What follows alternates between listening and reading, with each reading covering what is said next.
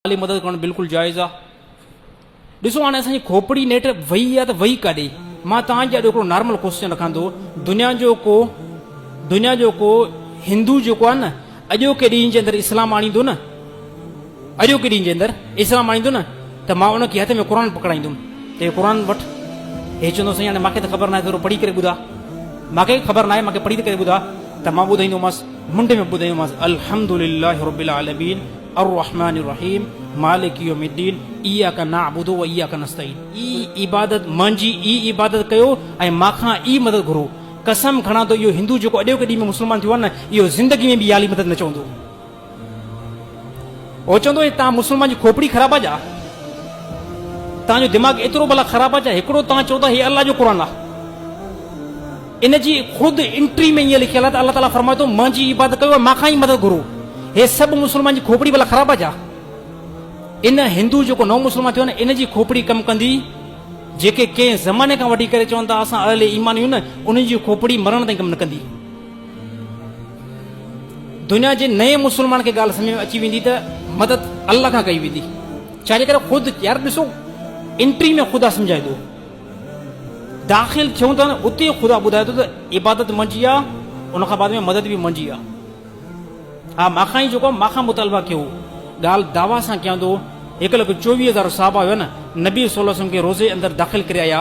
कसम खणा थो 1,24,000 साहबा मां जेकॾहिं अगरि कोई चवंदो याली मदद चवणु दुरुस्त आहे, 1,24,000 साहबा मां वधीक अहल पोइ नबी सल्लल्लाहु अलैहि वसल्लम आहे।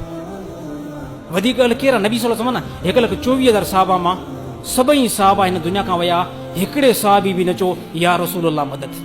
दावा सां ॻाल्हि थो कयां, अचो हिकिड़े साहबी बि साहिब जो न मसला अल्लाह खां हल कराईंदासीं, नबी या तालीम बि न ॾिनी आहे। हज़रत अली साईं पाण मौजूदु हुया, हिन दुनिया खां विया। कसम खणो थो इमाम हसन हुसैन ज़िंदगी में बि न चयो आहे याली मदद। अचो असां त उन पहिरीं बि त हलूं था जंहिं इमाम हसन हुसैन न हलंदा, असां त उन तरीक़े ते हलूं था। हिकिड़ो ज़िंदगी कोई मूंखे ॾेखारे जेको ज़िद करे थो मूंखे ॾेखारे। बल्कि इमाम हसन खां जेको न, इमाम हसन हज़रत अली साईं जॾहिं दुनिया खां वञे पियो न, त इमाम हसन खे अल्लाह जे नबी कंहिं हज़रत अली साईं नसीहत कई त ए पुट पंहिंजो मामिलो जेको न अल्लाह सां बणाइजांइ। छाजे करे त अल्लाह कॾहिं फना थींदो ई न। पंहिंजी मुश्किल अल्लाह खां दूर कराइजांइ। छाजे करे अल्लाह खे फनाइयत आहे ई न। तुंहिंजे पीउ खे बि फनाइयत आहे, तुंहिंजो पीउ बि कुझु टाइम दुनिया में रहंदो पोइ हलियो वेंदो। अल्लाह उहा ज़ात जेकी हमेशह दाइम हुई ऐं दाइम आहे, ऐं क़ाइम हुई ऐं क़ाइम आहे। यकीन करे माण्हुनि खे क़ुर निजो क़ुर ॿुधाईंदा, अहिड़ी का माण्हुनि जी खोपड़ी का ख़राब थी वई आहे। रेफरेंस यकीन कयो क़ुर मां रेफरेंस ॾिनो आहे, क़ुर जो साफ़ आयतूं ॿुधायूं जंहिंमें कंहिं क़िस्म जो कोई तर्ज़ आहे ई न, को इख़्तिलाफ़ आहे ई न। साफ़ आयतूं ॿुधाइनि त बि चवंदा न न न न न न ग़लति थो ॿुधाई। ग़लति मूंखे नथा चवनि, ग़लति क़ुर खे था चवनि हिते। हा चए न ग़लति थो ॿुधाई, याली मदद चवणु जाइज़ आहे। चए मूंखे टेंशन न आहे, असां जेको पंहिंजो कमु कयूं था अल्हम्दुलिल्लाह, टेंशन आहे बि न।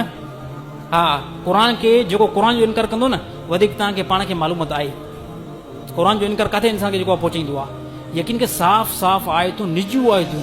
अगला जेको याली मदद जे जेको रेफरेंस में छा था ॿुधाइनि, उनजे टकर में छा था ॿुधाइनि, रुगो किसा कहाणियूं, कुझु बि न। रेफरेंस क़ुर मां ॾींदा ई न ज़िंदगी में। दावा सां ॻाल्हि कयां थो, चवंदा ॾिसो न क़ुर जे चए तव्हां चओ था याली मदद चवणु न खपे, क़ुर में लिखियलु जो आहे, अल्लाह ताला जो फरमायो आहे।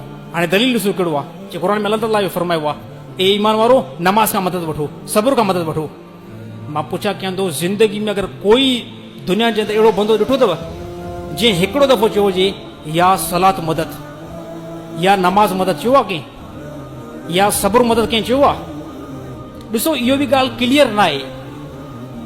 इहा ॻाल्हि बि क्लियर जॾहिं साफ़ हुजे न पोइ बि चऊं यार का ॻाल्हि ठहे थी।